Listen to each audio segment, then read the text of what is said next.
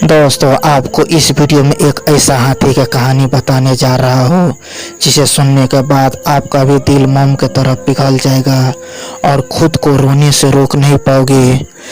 आप लोगों ने इस दुनिया में काफ़ी सारे दर्दनाक कहानी सुनी होगी, लेकिन आज एक ऐसा हाथी की कहानी सुनाने जा रहा हूँ जिसके बाद आप ठीक वैसा ही रो पड़ेंगे जैसा कि ये हाथी रोया था।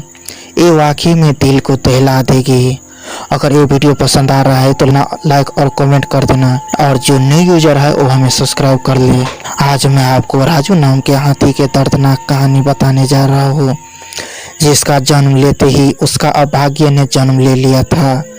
राजू का मालिक ने पूरी 50 साल जंजीरों में कैद कर रखा था। अंत में उसके साथ कुछ ऐसा हुआ जिसके बाद राजू की पूरी जिंदगी बदल गई। आखिर क्या थी राजू की कहानी, आज मैं यानी कि आपका दोस्त सूरज पंडित पूरे विस्तार से बताने जा रहा हूँ, तो दिल को थाम कर रहिएगा। हमें पता है कि हाथी एक सुसलैट जानवर है जो बाकी हाथी को साथ मिलजुल के रहते हैं, और हमें ये भी मानना है कि हाथी समझदार भी होते हैं। इसका नमूना आपको काफ़ी सारे वीडियो में भी देखने के लिए मिल जाएगा, जहाँ पर कई हाथी पेंटिंग कर रहे होते हैं तो कहीं इंसानों के साथ खेल रहे होती है। ऐसे में इनका समझदारी से हम वाकिफ है, लेकिन एक चीज़ है जिनसे हम वाकिफ नहीं है, वो है इंसान।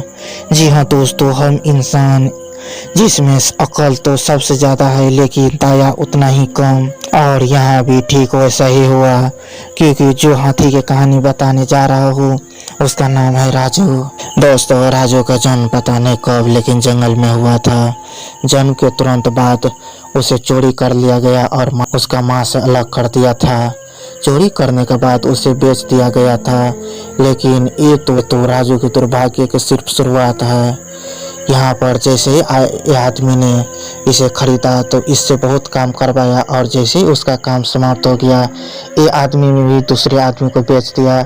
ऐसा ही खरीदता बेचता गया राजू, और हर 1-2 साल में इसका नया मालिक बदल दिया गया था, क्योंकि राजू को हर कोई नफा और नुकसान के तराजू में तोल कर खरीदता था, और जो भी इसे खरीदता था अपने काम के लिए खरीद कर जैसे काम समाप्त हो जाता था कचरे का तरह डिब्बा में फेंक देता था और या बेच देता था। इस तरह से करता था। ऐसे ही खरीदते बेचते जाने के बाद एक बार इन्होंने उत्तर प्रदेश पर एक आदमी से हाथ को बेचा गया।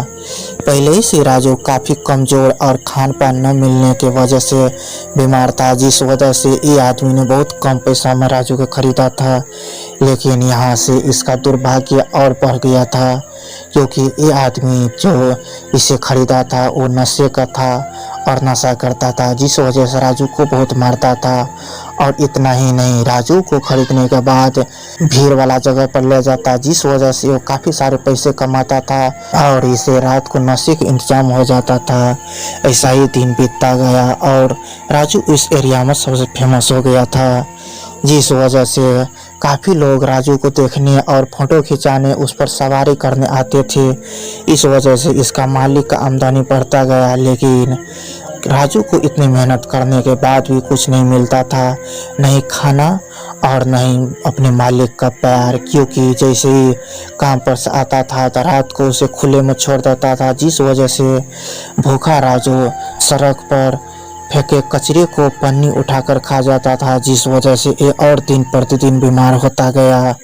और जब ये काम का नहीं रहा और काफ़ी सारे बीमार हो गया तो इनका मालिक ने नोकीले जंजीर से जकड़ कर घर के पीछे बांध दिया था। काफ़ी दिनों तक वही बांधा रहा, और इतना ही नहीं, जब भी इसका मालिक नशा करके आता तो राजू को बहुत पीटता था। लेकिन राजू शिकायत करता भी तो कैसे, कौन था उसका बात सुनने वाला।